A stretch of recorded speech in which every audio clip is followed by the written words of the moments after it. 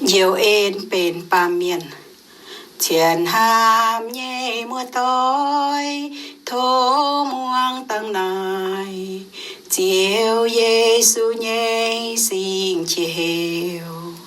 coi nhiều xiên chiếu tú yết liu men khu phiền chun có man của nhẹ miền nhiều ên bền ba miền Thiền hàm nhảy mùa tối hai lưu xiếp tây tài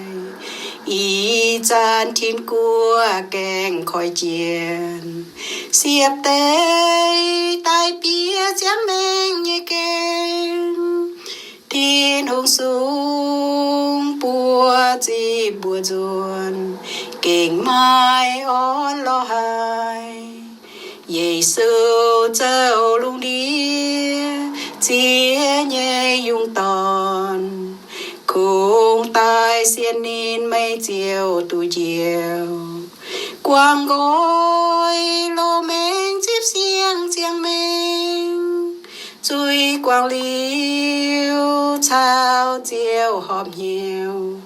mai chu cam dia tiếng chui